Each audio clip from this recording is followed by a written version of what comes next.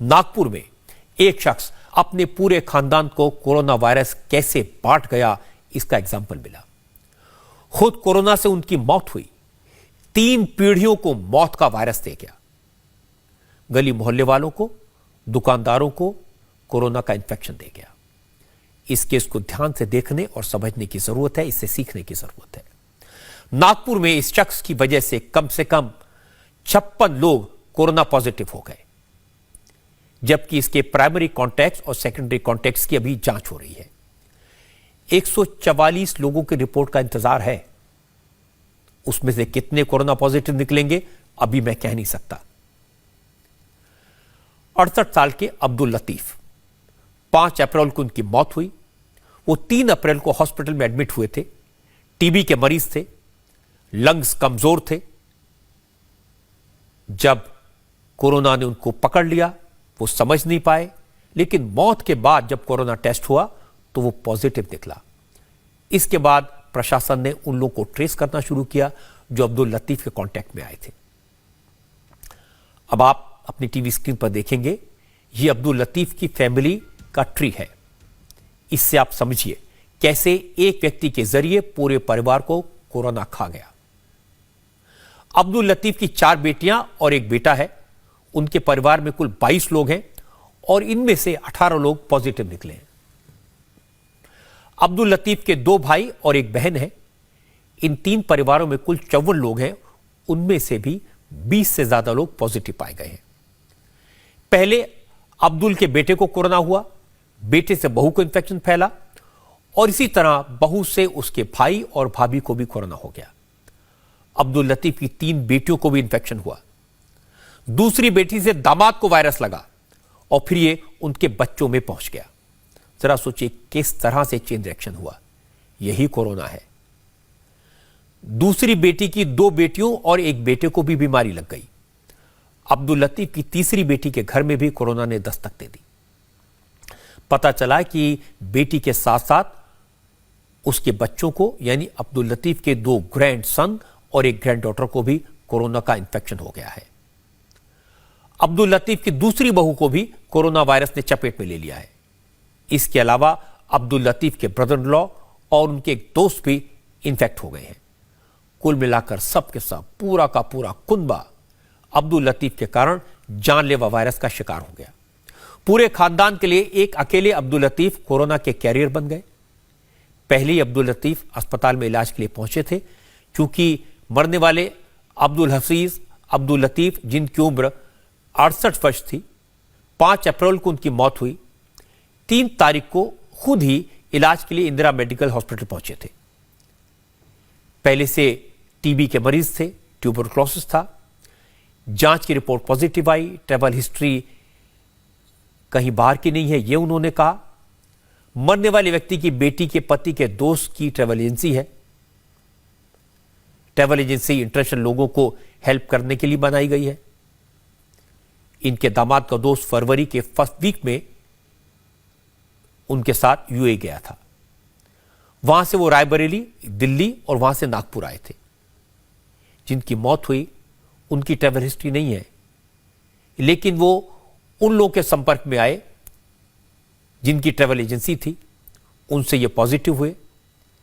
एक travel agency चलाने वाले व्यक्ति के संपर्क में आए थे और कोरोना वायरस के शिकार हो गए। वायरस की चेन यही खत्म नहीं हुई।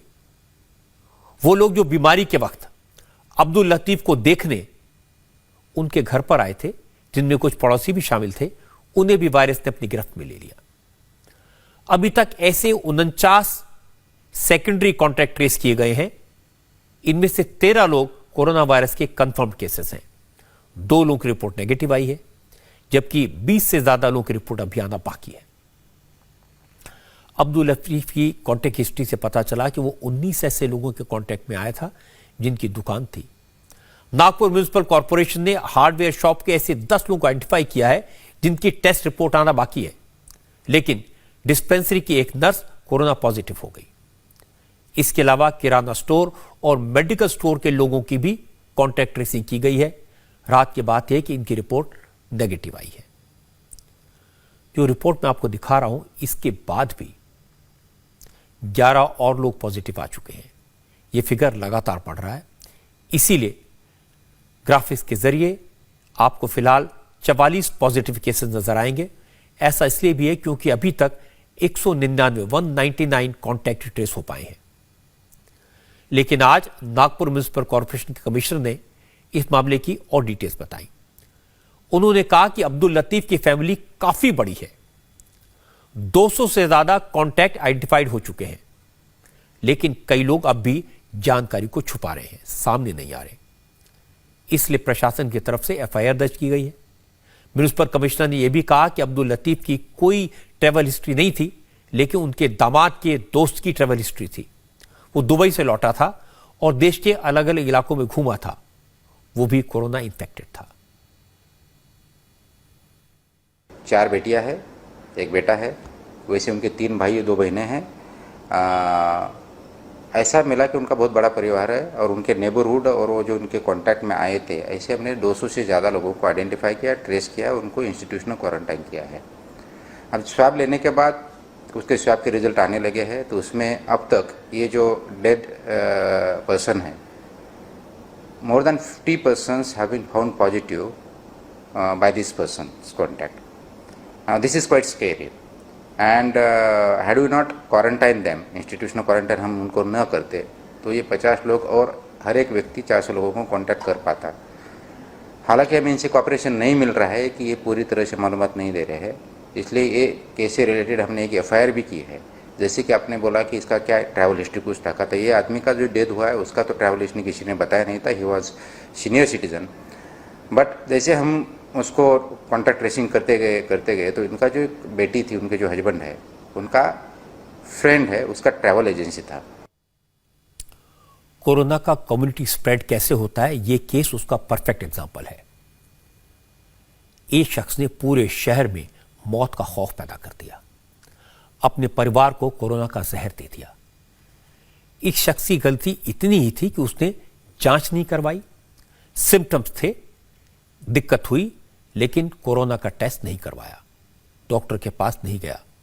जब हालत बिगड़ी तो हॉस्पिटल भागा, एडमिट हुआ और तब कोरोना का टेस्ट हुआ, लेकिन रिपोर्ट आती उससे पहले ही उसकी मौत हो चुकी थी, क्योंकि डॉक्टर्स को पता नहीं था वो किसका इलाज कर रहे हैं, कौन सी बीमारी का इलाज कर रहे हैं। अगर ये शख्स वक्त रहते पहुंचता तो शायद बच सकता था। मौत के बाद प्रशासन के लिए पता लगाना मुश्किल हो गया कि यह शख्स परिवार के अलावा किन किन लोगों के संपर्क में आया था। प्रशासन ने उन सारे लोगों के सामने आने की अपील की जो भी शख्स के मिला, जो लोग आए या जिनके बारे में सरकार को पता चला, उनकी जांच हुई और 55 लोग कोरोना का शिकार पाए गए। अभी कितने केस और आएंगे ये कहना मुश्किल है। सोचिए खतरा कितना बड़ा है और एक शख्स की गलती कितनी भारी पड़ गई। इसके बाद भी अगर लोग समझने को तैयार नहीं है तो कोई कुछ नहीं कर सकता।